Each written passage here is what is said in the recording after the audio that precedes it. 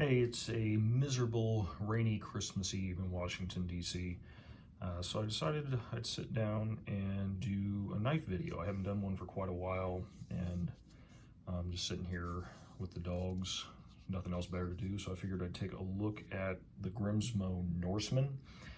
I hadn't really done a knife video in a while. I don't know, they're really kind of labor intensive. But the Norseman kind of made me want to do one again. I apologize, you may hear some noise in the background from outside, dogs barking, or these dogs may even bark, but right now they're pretty chill. But anyway, I wanted to do a video on this one just because there's a lot of love or hate for them. I never thought I would own one of these. I just happened to land a really good deal on this one for about half the retail price. So I decided to check it out. And surprisingly, actually found myself liking this knife a lot more than I thought I would. So I thought I'd just kind of share some of my thoughts about this one. I did this spinning top over here. That's actually a Grimsmo top. I bought that a couple years ago. Thought it would be the only Grimsmo product I'd ever owned, but I just put that on there for fun. So I got a couple of knives I'll show for size comparisons. Some knives that I think are maybe comparable to the Norseman, maybe in like features, value window, that kind of a thing. So let's go ahead and take a look at it.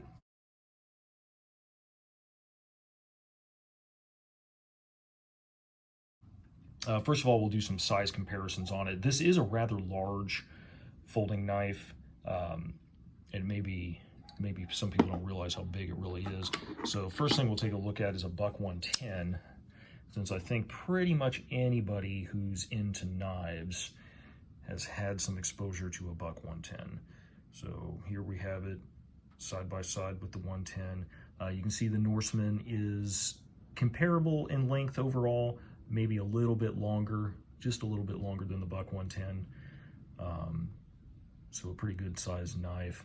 Thickness wise though, definitely the buck 110 is a beast compared to the Norseman. The Norseman is actually a thin knife for how large it is, and I'm going to get into that later. But that's a buck 110. Another one I think a lot of knife folks would be familiar with would be a Case Trapper. So there's a two-bladed Case Trapper. This is actually a Case Hobo. The second blade there is a fork instead of the spade blade. So there it is next to that. Once again, thickness-wise, of course, this is a stacked knife, the Case Trapper. It's got two blades and scales and liners and all that. Much thicker than the Grimsmo. So there's a couple of common knives. Here it is next to a Leatherman Free P2. Pretty standard size for a Leatherman, so you can take a look at it next to that. Trying to catch some different light on it there. Lighting situation's not great in here. Got a little bit of natural light coming in and then a lamp overhead. And we'll look at it next to, this is a Swiss Army knife. I believe it's a 91mm model. So there it is next to that. This one is a customized one from Sac Modder. And then the last common object we'll compare it to here is just a standard Sharpie permanent marker. Just give you an idea of size. We've got a couple of other knives here that maybe not as many people have come in contact with or have had hands-on experience. But probably if you're looking at a Norseman, you have experience with these. So this is a large Chris Reeve Sebenza 21. And as you can see, the Norseman is larger than the large 21. Not a ton larger, but it is bigger. And once again, I'm going to look at the thickness on this. Sebenzas are both large and small. I carry and use Sebenzas quite a bit. The Norseman is quite a bit thinner than the Sebenza. Actually, I'll fold these so maybe we can get a little bit better perspective on those. So you can see the Sebenza is quite a bit thicker than the Norseman. Another one's a Hinderer XM18. This is the 3.5 inch. The XM18 is a pretty good sized knife, and it is smaller than the Norseman. You can see that. This one's been decked out all in copper, so it also weighs a freaking ton. But it looks cool, so hey, thickness-wise, take a look at that. Definitely the XM18 is significantly thicker the Norseman. And then here's one just for fun. I don't know how many people would actually have exposure to this, but here's a knife that will dwarf the Norseman, the Grimsmo Norseman. That is a big one by any measure, unless you're comparing it to, or for a folding knife, unless you're comparing it to the Cold Steel Espada Large and XL, but it dwarfs the Norseman. But I don't know how many people have exposure to the Grimsmo, and much thicker too. So now I'd kind of like to talk about the knife, some stuff I like, some stuff I dislike about it. First thing under the like column is the style. It's definitely unique, and that's one of the things that people either seem to love or hate about the knife.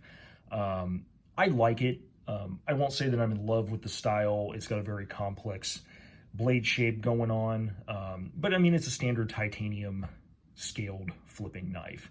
I mean, the only real difference is this funky blade shape, and I'll get into that in some detail a little bit later. One thing I really like about it is the thumb stud. I don't mind flippers, but flippers have been a huge thing for the past several years. I prefer opening with thumb studs. That's why I really like my hinderers. I almost always open them with the thumb studs instead of the flipper. Flippers are fun to kind of mess with and fiddle with, fidget with, but I prefer thumb studs for opening, and the Norseman has it. I really, really like that feature. I use that most of the time, and it opens very nicely with both the thumb stud and the flipper. And that kind of brings me into the next thing that I like is the action on the knife. It does flip nicely. I can flip it easily with either hand. It opens very nicely via the thumb stud. And I can open it slowly with the thumb stud or flick it open. I prefer to open my stuff slowly. It's just me. I don't like beating my stuff around if I don't have to. So the action on it is very nice, and there are some other things I'll get into here in just a second about the action that I think kind of lead to that. Another thing I love other than the thumb stud is the pocket clip. This pocket clip kicks ass. It's a milled pocket clip, machined. Most machine pocket clips, frankly, they suck functionally. They really do. Like for a lot of my Chris Reeve knives, I have millet clips, but I only put millet clips on knives that are either like collector safe queen type stuff or stuff I'm going to carry in a sheath, a pocket sheath, or some kind of sheath. Because as much as I love them, I love the way they look, they don't work very well. They're just, and I'll show you what's good about this one and what's not good about the millet stuff. I should have really brought a millet clip out here to compare them.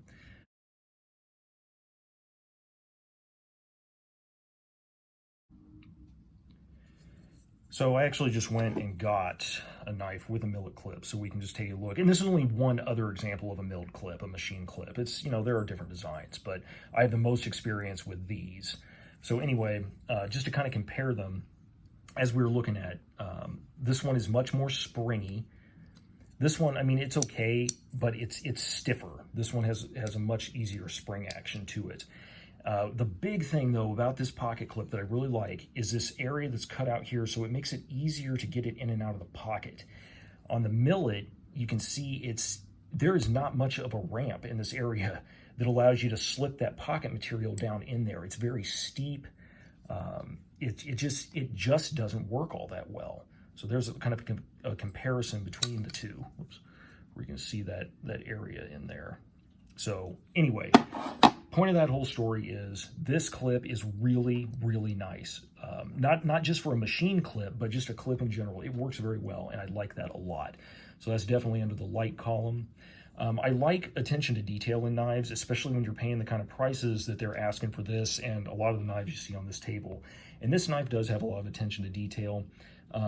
Many of the things are not really functional. They're just, kind of niceties. If you open up this knife, and I'll probably put a photo that I took of the knife disassembled, you'll see markings on the inside, like proudly made in Canada, and Grimsmo will be inside of it. I don't know that I'll actually be able to capture. I don't think I'll be able to capture much of that in there, but it actually has its manufacture date up here.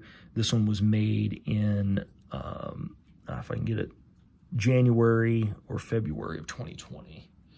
If I can get, you know what? I always have a flashlight on me. Let's be smart about this. January of 2020. So yeah, there, if I shine the flashlight in there, you can kind of see it.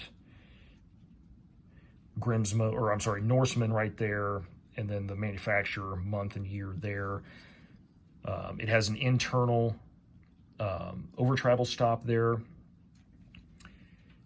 And some of the other details that are really nice, and one of them that I think leads to the action on this knife, is the flat detent ball. It's not really a ball since they flattened it, but the detent here that holds the knife closed is flat. And so it seems to glide across the surface of the blade more easily. Another thing that leads to the action and being so nice, and this one is an attention to detail thing as well, in my opinion, and this one might be a little bit difficult to see, but we're gonna see if we can get it in there. If I can get it from being too blown out. There's a ramp right here. I think maybe you can see that. That's built into the blade so that when you go, when the detent gets up onto the blade tang, it has a ramp to follow there so that it's not hitting like a 90-degree steep edge, which get caught on there, and then you kind of have to force it. And that's something that Hoback knives does too. They have a machined ramp in their blade tangs, which leads to very nice actions on those knives. And something I do want to touch on something about the action of these knives. I should have talked about this earlier when I was talking about action. When people talk about the actions on knives and how nice they are, and it's a flipper on ball bearings, most of the time I'm just there saying, yeah, it's on ball bearings. Like, smoothness should be the standard. That shouldn't be anything to rave about. It's ball bearings. Come on. This one, though, really does kind of have a nicer feel to it. And I do think that a lot of it has to do with that flat detent ball, or the flat detent. Because I really don't know what else to attribute it to other than maybe tolerances or whatever. But I think that does lead to a nice action on there, because it is a lot smoother than like the Hinderer. Even the Chris Reeve, the Hoback, is just a little bit smoother than those are. So that's just me ranting about actions a little bit on the knives. This knife, at least newer ones, it does have dual internal stop pins. So there's one pin that's in there to get it in the closed position properly, and one for the open position. And I watched one of their videos, and they said that allowed them to fine-tune the knives more. So that's just an attention to detail thing. It's kind of nice. Another attention to detail thing that is, in my opinion, both a like and dislike, plus and minus, is the ridges on the blade. I do like these just because they're, a little bit of unique styling, and I will get into why I don't like them in a few minutes. So ridges, both a plus and a minus. The plus is just for styling, though. There's really no functional plus for that as far as I can tell. And the last thing I've got under the likes column is the pivot. I really like what they did with the pivot here. I like their logo on there. I like that it is not perfectly round, so it's captured, so this doesn't spin when you're trying to loosen or tighten the pivot. Just an FYI, when I've used this knife a lot. I've carried it a lot, opened and closed it a lot, actually used it for stuff. My point in saying that is I do not use Loctite on this pivot. I didn't find a need for Loctite. It doesn't loosen, so I haven't used any Loctite on it. So that I do like all that stuff.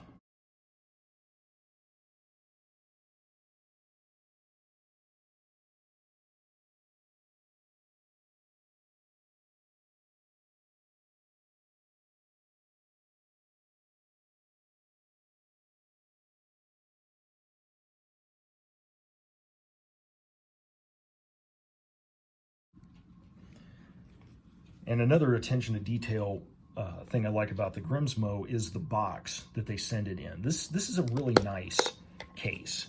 You're spending a lot of money on this knife, and it's nice to get something that's a little better than a cardboard box. As nice as Chris Reeve, as nicely as they do the presentation of the knife with their current offering, the outer box, the inner box, the microfiber cloth, all that stuff looks really great. I like this. It's a nice box. It's watertight box.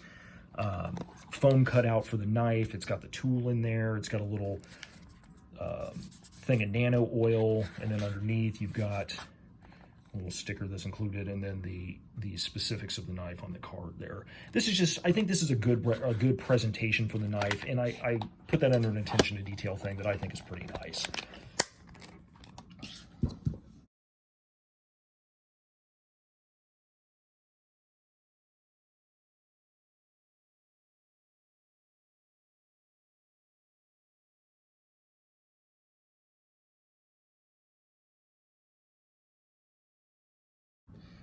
So now that we've talked about some of the things I like, let's look at some of the things I don't like all that much.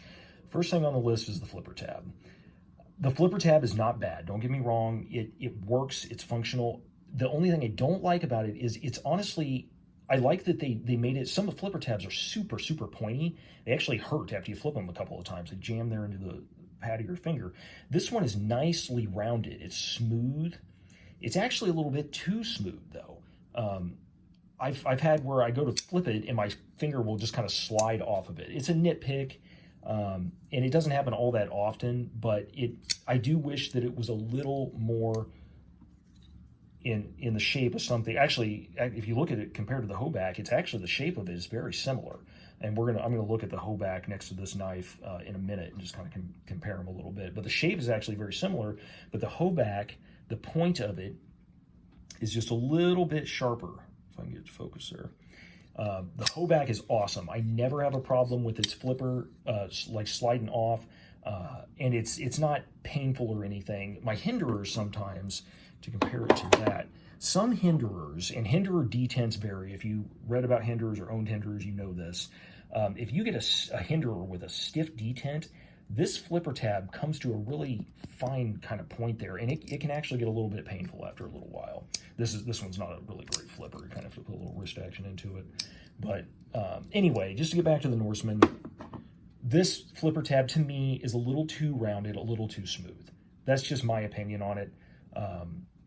You know, other people's opinion may vary. Like they put these little ridges on there. They don't really do much to aid, because you're probably not even really getting down in there to hit those very well. And they're really smooth and rounded anyway, so they don't really do much. So just a nitpick. It's not like a deal breaker. Flipper tab's a little too smooth for my liking. Parts availability. What I would really like to see for this knife, I like this knife. I would like to be able to buy different colored hardware for it though, different thumb stud, different screws, pocket clips, whatever. I would love to get a dual thumb stud on there. That's actually a little bit of a dislike, is that it does not have a dual thumb stud. I like dual thumb studs. You can see my Chris Reeve Sabenza has it. Not all my Sabenzas do, but I've actually sent some back to get dual studs, and if I see them pop up with dual studs, that's a good selling point for me if I'm looking to buy one. So I wish I could easily get dual studs for this. I've seen them on their page, you know, they say sold out, so they do make them available, but I would like that to be more readily available. And I'd like to just add some color pop to this thing. I'd like to put some red or green hardware and replace the blue. I mean, that's just aesthetics. It's a nitpicky thing, but I do wish that I could get other hardware for it. So that's under a dislike, that stuff is not readily available. The ridges on the blade do fall under a dislike for me, because so you've increased the surface area of metal on this thing. So I bought this knife, it was lightly used. There really, wasn't much other than some anodizing wear that you could tell that it was used. But there were some spots in these ridges with a little bit of like discoloration, reddish discoloration, rust. Now that was easily remedied. I just took a toothbrush and some Arm & Hammer baking soda toothpaste and just scrubbed it for a couple minutes, and all that stuff came off. But when you make places for moisture to get trapped and you increase that surface area on the blade, it makes corrosion more likely. And if you want evidence of that, Hinderer's working finish, you have to be really careful with that. What they do is it's a rougher finish on the blade, so they'll like media blast it, and then I think they give it somewhat of a stone washing. I'm not exactly sure how they do it, but that makes little pockets all over the blade, and I've seen it, and lots of other people have seen it, where you will get corrosion on that blade just because there's places to trap the moisture. And this one might not be quite that bad, but I mean, when I got it, it had that going on. So that's one thing I don't like about the ridges. Another thing is I'm a little bit concerned as we get into sharpening, how these ridges are going to play into that. Because even with this, what I assume to be factory edge, you can see that the edge does not perfectly follow the contour of the ridges. There's more space between the edge and the next ridge up here than there is here. So what I'm thinking is, as you sharpen that, you're going to have you're going to run into different thicknesses behind the edge of the blade as you sharpen. So as I'm sharpening down, I'm going to start hitting a ridge right here before I start hitting a ridge on these ends. That's a little bit concerning for me. I mean, it's not a huge deal, I guess. I don't know, though. I mean, as you sharpen it down, you may have more difficulty sharpening. I really don't know what effects could come from that, but it's just something I was thinking about, you know, while I was handling this knife and thinking about likes and dislikes on it. Last thing to really talk about, well, two things I guess I haven't hit. Last thing I'll talk about right here is the price. This knife is expensive, and I personally don't think it's worth the retail price. I just don't. And that's for me as a consumer. I mean, these things are right underneath of $1,000, and that's just like the base. You know, they're $900 and some change for just like a base model. That's a lot to me. I don't know what their labor costs are in Canada, their materials, all that kind of stuff. I really don't know. But just me as a consumer, I'm never going to pay that for a knife. I'm never going to. It's just too much in my opinion. I got this one for $475, which for a Norseman is super cheap. I've never seen one that low since I've been looking at them. And you know, they may have gone for less than that when they first came out, I don't know. But in the current market, $475 is a steal for this knife. And I think maybe $500 to $600 for this, you know, the non too fancy ones. You know, you start getting into Damascus or whatever they do with the special blade steels, that's a whole different ball game. But just for the standard steel, which I didn't even mention this as a dislike because I just don't care, RWL 34, and they just switched to CPM 154, I think. That's a pretty low grade steel, you know, compared to what a lot of other companies are using. I don't really care about it. I have all different kinds of knives with all different kinds of steels, and I've just never really noticed a huge difference among any of them. So I didn't even mark that as a dislike. But, you know, you're not getting a premium steel or anything out of this. It just, the price to me is too much. That's just my opinion on it. I think these things should fit comfortably in the area of, you know, $500 to $700 is where I would say that window should be for, you know, these models that are either just a non-decorated scale or, you know, these machining marks, maybe a little bit more for these. But there you go. Price, it's been discussed. That's my opinion on it.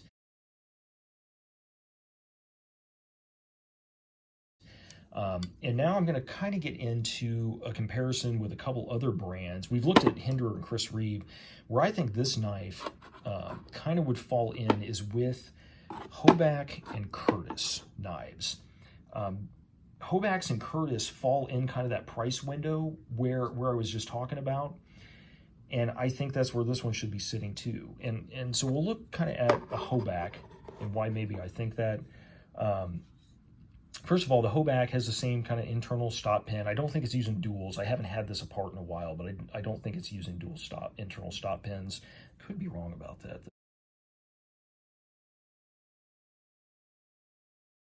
So, but the Hoback has that attention to detail. They did nice ridges on this particular model on the scale, which I think are neat. They look like a fingerprint. They're pretty neat. Now here's something that I honestly would like to have seen on the Grimsmo knife, and that is the Hoback rolling detent. This is a super neat feature. So this detent has a rolling ball built into it, so it makes for a very smooth action. I still don't think it's quite as smooth as the Grimsmo, but I would say this is second to the Grimsmo in smoothness. That's very nice. The other thing that's nice about this, though, is it's an adjustable detent. You notice that that's got a fastener head on there, so I can adjust how stiff I want the detent on this knife just by using that screw and moving the detent back and forth to make it stronger or weaker. I think that's a really neat thing. I don't believe that Hoback has this patented or copyrighted, anything like that. I think Jake Hoback allows anybody to use this. Ferrum Forge uses this type of a system, so I would have liked to seen that in the Grimsmo. Give you a little more value for your money. Now maybe, and I don't know, the Grimsmo is significantly thinner. Maybe there's not enough meat on this lock bar to use a mechanism like that. I really don't know. But it's just an observation. It's a neat feature that I think the Hoback has, that the Grimsmo could use. The Hoback also has some like markings on the inside for dates and blade steel, that kind of stuff. It's got milled out pockets on the inside, a nice feature to lighten weight. This one is so thin, I really don't think it needs milling in the scales. It just doesn't need it. I don't think. So I would say Hoback is a good comparison for a Grimsmo.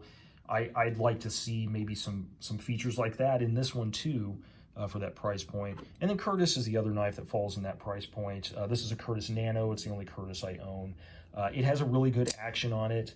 It's not quite as smooth as either the Hoback or the Grimsmo. It's actually got a bit of a gritty feeling as it's opening and closing. You can feel. But you know, he's got a very innovative pivot here that acts as the over travel stop, and the stop pin and the pivot is all built into there. It's just some innovation that you like to see when you start paying higher prices for knives. So that's why I throw the Curtis in there too. It's the price point that I kind of like to see these things sitting at, and then, you know, it shows some innovation in there as well.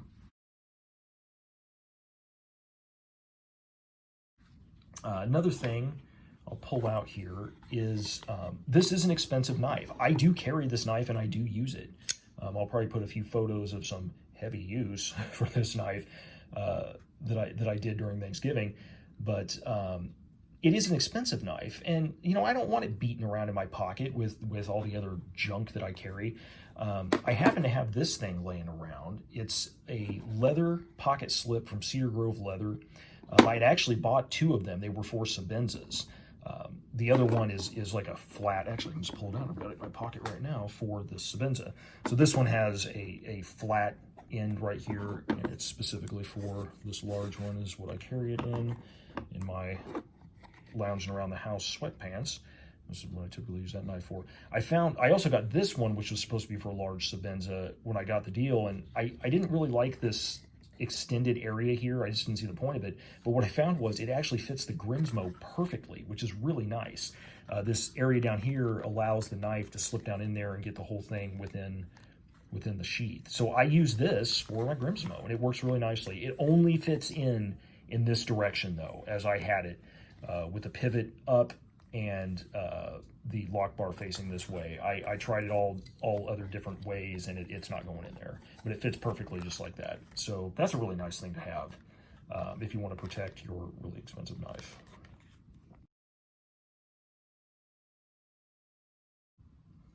So another area I wanted to hit on the Grimsmo is sharpening. I did put sharpening under a dislike as well, although it's not a huge deal. So I had said that, you know, I didn't really expect to own a Grimsmo. One was the price, and two was the blade shape. I'm not a fan of recurves or curved blades. I'm not a fan of tantos, or however you pronounce it. And this knife has both of them. So I was like, why the hell would I want that knife? But a lot of the reason is that it's more complicated sharpening than I want. I found this one really isn't that bad. It is more of a pain than just a more standard blade shape like a Sabenza or something that's not a tanto. But here's what I have found as I've touched this blade up. I use the Sharpmaker corners, and they'll hit the curved portion very well. I just use the corners of it, and it hits that very nicely. I've got, you know, medium, fine, and ultra fine stones. So Sharpmaker corners for the curved portion of the blade, and then for the tip, I just have some Spyderco flat stones. And I have a KME, I've got the Sharpmaker, I've got flat stones, and I have really found myself using these flat stones more than anything else. I get some of the best edges using my medium and fine flat stones. Better stuff than I've been able to get through the KME or the Sharpmaker once you start getting a feel for it. And I've gotten some damn close to mirror edges even with these things. So I kind of recommend people get those and try them out. But for the tip, you know, I just use these flat stones, had good luck with that. And then I have a leather strop that I use for both of them. And for the curved portion, I just found I kind of ride the edge of the leather on the strop, and it stropped it nicely. So I would call sharpening a negative, a dislike of this knife. just because it is a little more complicated, but it's really not as bad as even I thought it was going to be. And I don't like those blade shapes, as I mentioned, because they are more complicated to sharpen. But for this particular knife, if you're still like the uniqueness of it and all that, I wouldn't let the sharpening deter you if you think you can handle this kind of stuff. And honestly, anybody should be able to handle this kind of stuff. It's really not that bad.